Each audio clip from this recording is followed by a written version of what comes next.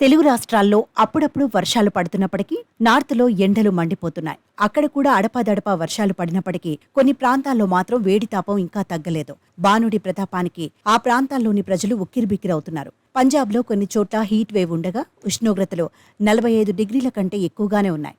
దీంతో ఏసీ లేకపోతే తట్టుకోలేని పరిస్థితి ఉంది. అమృత్సర్లోని ఇండియన్ ఇన్స్టిట్యూట్ ఆఫ్ మేనేజ్మెంట్ విద్యార్థులు ఏసీల కోసం వినూత్నమైన నిరసన చేపట్టారు. తమ హాస్టళ్లలో ఏసీలు పెట్టాలని వాళ్ళు డిమాండ్ చేస్తున్నారు. మన దేశంలో ఉన్న ప్రీమియం మేనేజ్మెంట్ ఇన్స్టిట్యూట్లలో ఐఐఎం ఒకటి.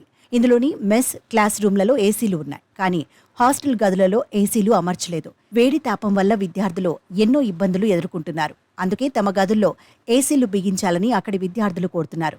ఇందుకోసం లైబ్రరీలోని టేబుళ్లు, కుర్చీలపై పడుకుని వినూత్న నిరసనకు దిగారు. తమ గదుల్లో ఏసీలు పెట్టేదాకా నిరసన విరమించేదే లేదని తెగేసి చెప్తున్నారు. లక్షలకు లక్షలు ఫీజులు తీసుకుని గదుల్లో ఏసీలు పెట్టకపోవడమేమిటని ప్రశ్నిస్తున్నారు. ప్రస్తుతం ఈ విద్యార్థుల నిరసనకు సంబంధించిన వీడియోలు సోషల్ మీడియాలో వైరల్ అవుతున్నాయి. దీంతో వారికి మద్దతుగా నెటిజన్లు దిగొస్తున్నారు. ఈ వీడియోపై గతేడాది ఐఐఎం అమృత్సర్లో చదివిన విద్యార్థి సోషల్ మీడియా వేదికగా స్పందించాడు. తాను గతేడాది ఐఐఎంలో చదివి ఉత్తీర్ణత సాధించారని, అక్కడి విద్యార్థులు చేస్తున్న నిరసనలో నిజాయితీ ఉందన్నాడు. ఎందుకంటే కొన్నిసార్లు ఆ హాస్టల్ గదుల్లో భరించలేని వేడి ఉంటుందని, తాను కూడా ఆ భయంకరమైన రోజుల్ని ఎదుర్కొన్నానని గుర్తు చేశాడు. గతేడాది గదుల్లో ఏసీలు బిగించాలని డిమాండ్లు చేసినా పెద్దగా ఫలితం దక్కలేదన్నాడు. అక్కడ ఉష్ణోగ్రత దాదాపు 45 నుంచి 50 డిగ్రీల వరకు ఉన్నట్టు అనిపిస్తుంది.